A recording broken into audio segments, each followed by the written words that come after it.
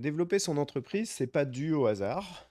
Et aujourd'hui, on va voir un système qui est un système universel pour toutes les entreprises, qui marche pour n'importe quelle entreprise et néanmoins, bien entendu, aussi pour les entreprises du paysage. J'ai nommé le système MSD comme Marketing Sales Delivery. Alors oui, c'est de l'anglais, j'ai gardé l'acronyme anglais, mais tu vas comprendre absolument tout dans cette vidéo qui va être très courte, néanmoins très explicite. L'idée ici de base, c'est que, on veut quand on a une entreprise, personne ne veut, en réalité, à la création d'entreprise, tout faire soi-même, être débordé, bosser, 70 heures par semaine et se payer 1 500 balles par mois. Personne ne veut ça. Enfin sinon, autant, aller chez McDo, on va être mieux payé, on va travailler moins et pour quelqu'un et on n'aura pas le débordement, mental que ça amène. Donc aujourd'hui, si tu es quelqu'un qui fait tout toi-même dans ton entreprise, presque tout, ça veut dire que, tu pas une entreprise, mais tu as un job mal payé. Je t'invite à faire toujours ce même calcul. Prends ton temps de travail réel, celui qui comprend tout, même les devis, les factures, et cetera. Divise ça par, prends tes horaires de travail et prends ce que tu prends dans ta poche en net, même avec l'usufruit un peu de l'argent d'entreprise, si tu payes une partie de ton loyer, ton téléphone et tout, mets tout dedans et tu divises ce que tu gagnes par le nombre d'heures par mois, donc tu prends ton nombre d'heures par semaine, tu multiplies par 4,5, et puis tu divises le tout, et puis si tu vas tomber autour des 10 balles, 8 balles, 12 balles, 15 balles quand c'est un peu maximum. Ça veut dire que c'est un job mal payé, avec beaucoup de complications, beaucoup d'exigences. Pourtant, il y a une autre façon de penser. L'idée, c'est qu'on commence tous comme ça, souvent dans nos entreprises quand on les crée. C'est-à-dire que bah, on est un technicien débordé, en fait. Donc on est notre patron et notre meilleur employé. L'idée, c'est quand même de passer un cap et de passer à gestionnaire. Si on peut organiser et piloter des systèmes efficaces, ça commence à être un peu plus sympa. Là, ici, on travaille moins et là, souvent, on gagne plus. Et l'entrepreneur, c'est vraiment celui qui dirige une équipe qui travaille pour lui, qui peut même diriger un gestionnaire de temps, un gestionnaire d'argent, etc., etc. C'est vraiment ça. Et attention, faut pas croire que ce soit forcément une très grosse entreprise, ça. C'est pas vrai du tout, du tout, du tout. C'est souvent même une croyance qui empêche les gens de marcher. Alors, voilà mon système MSD.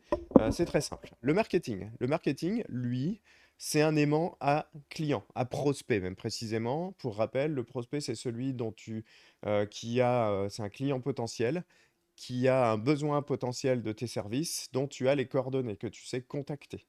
C'est un prospect. Sinon, c'est un suspect.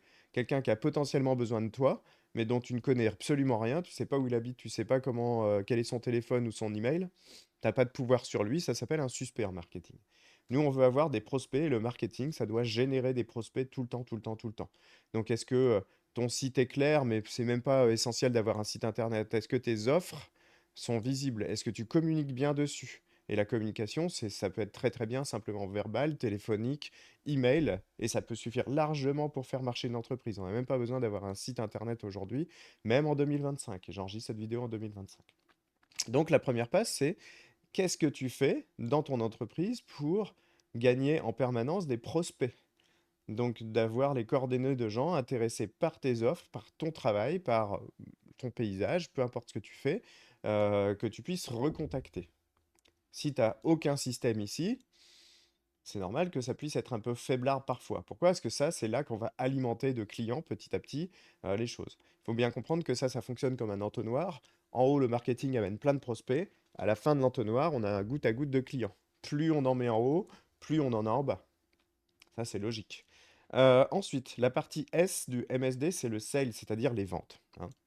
Donc c'est un acronyme états-unien, je l'ai gardé comme ça, c'est comme ça qu'on a l'habitude de s'en servir. Les ventes. Est-ce que tu as un écosystème de vente qui convertit correctement les gens de prospects à clients? Est-ce que tu as déjà un script de vente? Le minimum syndical. Est-ce que tu connais les étapes par lesquelles tu dois faire passer un prospect, même un suspect, pour qu'il arrive prospect, pour qu'il passe client, pour qu'il passe ambassadeur de marque? Est-ce que tout ça est édité? Est-ce que tout ça est clair? Normalement pas. Si on a ça, en fait, l'avantage, c'est que le marketing ici va faire 2 choses. Va nous amener des prospects, va nous créer, des offres irrésistibles, de la différenciation. Si cette différenciation, on ne sait pas la vendre, elle n'a aucun intérêt de travailler ici. Donc ça, c'est même le point le plus crucial absolu d'une entreprise.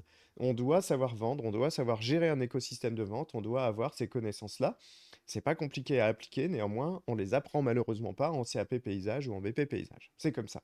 On les apprend pas non plus en CAP boucher ni en BP boucher, hein, attention, hein. Enfin, je veux dire, il n'y a pas, malheureusement, dans les apprentissages communs en France, on n'apprend pas à gérer des entreprises. On devrait.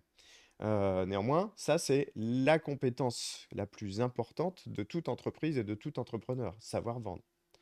Enfin, ce qu'on appelle le delivery, c'est le livrable, la livraison du travail. Donc ça, c'est, tu as fait une promesse ici, tu l'as vendue là, et là, tu la tiens. Bien entendu, si tu veux pouvoir déléguer, il te faut des process. As-tu des process bien documentés? Est-ce que ton équipe est autonome? Est-ce que tu peux déléguer, partir 2 semaines en vacances et revenir et que tout soit bien passé? Et surtout, le delivery ne s'arrête pas à la fin de chantier. En fait, la fin de chantier, on recommence presque un cycle, c'est-à-dire que là, le marketing récupère le client, qui est client ce coup-ci, et communique avec lui un maximum dans l'année pour pouvoir lui revendre quelque chose, obtenir des recommandations proactivement, sans attendre le bouche à oreille, on va aller obtenir les recommandations. Et en fait, si c'est une roue, c'est pas par hasard, c'est qu'on veut justement que ce soit quelque chose de circulaire comme ça, de cyclique. Ici, on alimente, on vend, on délivre et dans le delivery, on fait le suivi de client, suivi de client, suivi de client jusqu'à ce qu'on revende, jusqu'à ce qu'on redélivre, jusqu'à ce qu'on resuive le client, etc., etc. Ça s'appelle même la lifetime value, c'est-à-dire la durée de vie d'un client. Et en fait, ce qu'on veut, c'est pas forcément faire des one-shots, mais des multi-shots, des multi-coups avec les gens, évidemment. Euh, Attention, si un seul des piliers est faible, toute la machine est grippée. On va pas dire s'effondre, c'est un petit peu fort comme mot, mais en tout cas, c'est grippé, ça tourne pas rond cette histoire. Alors, comment on passe du technicien appuyé au chef d'orchestre, donc de musicien qui fait tout, d'homme orchestre à chef d'orchestre? On va déjà analyser, c'est-à-dire identifier où ça coince dans ton entreprise, améliorer bien sûr, apprendre et améliorer, je dirais, parce qu'il y a plein de choses à apprendre là-dessus, et donc apprendre, appliquer, améliorer. Donc là, on va renforcer chaque pôle par des actions simples et mesurables. C'est très simple en réalité ce qu'il y a à faire. Par contre, le temps de l'apprendre, le temps de l'appliquer, et le temps d'améliorer, bah, ça prend forcément un peu de temps, mais c'est extrêmement simple pour autant. Et puis petit à petit, une fois que les systèmes sont en place, on va déléguer, déléguer, déléguer, déléguer, déléguer, déléguer pour pouvoir diriger. Pourquoi? Parce que diriger, c'est sortir de l'opérationnel, pas comme un but absolu. En fait, on veut sortir de l'opérationnel quand on est entrepreneur, pour une bonne raison, c'est que si on re-rentre dans l'opérationnel, on l'aura choisi, ou on sera en remplacement de, je sais pas, d'un malade, d'un blessé, d'un machin, et ça, c'est normal de pouvoir le faire. C'est tout l'intérêt que l'on a quand on est artisan, c'est qu'on peut remplacer chaque membre de l'équipe en plus. Donc on a une qualité entrepreneuriale un peu plus forte que les autres pour ça. Par contre, le but, c'est de devenir un chef d'orchestre, pas un homme orchestre.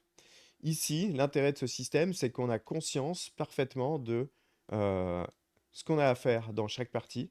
On a conscience de comment l'améliorer, donc le mesurer et l'améliorer. Et du coup, ça nous met énormément de conscience justement dans le pilotage. C'est comme une espèce de volant qu'on se met dans les mains. Et enfin, on a une direction. Donc ça veut dire poser des objectifs. Et cette direction, on peut la suivre parce que notre système nous permet de entièrement de suivre tous les chiffres, etc., etc., et donc de piloter jour après jour son entreprise correctement. Si tu veux maintenant qu'on t'aide à y voir clair, surtout dans l'analyse, hein, ici, dans le fait d'identifier où ça coince dans ton entreprise, chez toi, comment on peut améliorer ces choses-là, tu cliques sur le lien en dessous, tu peux prendre un rendez-vous, c'est entièrement offert avec l'un de nos spécialistes là-dessus, qui va faire une première analyse de ton entreprise, ça dure 15-20 minutes, 25 minutes quand on est un petit peu bavard. L'idée, c'est vraiment de récolter tes chiffres, de prendre un maximum d'informations sur toi, ta façon de voir les choses, ton envie de voir les choses, tes chiffres. Et nous, on te dira vraiment précisément, bah voilà, ce qu'il faut faire exactement dans ton entreprise pour pouvoir commencer à améliorer les choses. Et puis, tu verras que c'est assez cool, c'est assez sympa. Donc, n'hésite pas à prendre ton rendez-vous. On est vraiment là pour ça. C'est entièrement offert, ce premier rendez-vous. Donc, vraiment, n'hésite pas une seconde. On a sauvé beaucoup, beaucoup d'entreprises et d'entrepreneurs qui malheureusement avait parfois un peu d'ego à mettre là-dedans, et je le comprends très bien, hein. On n'aime pas dire qu'on ne sait pas. Néanmoins, c'est vraiment l'occasion de venir le dire quand même, voir qu'il y a des choses qui coincent et qu'en fait, c'est peut-être pas si compliqué d'aller chercher les résultats que tu veux dans ton entreprise.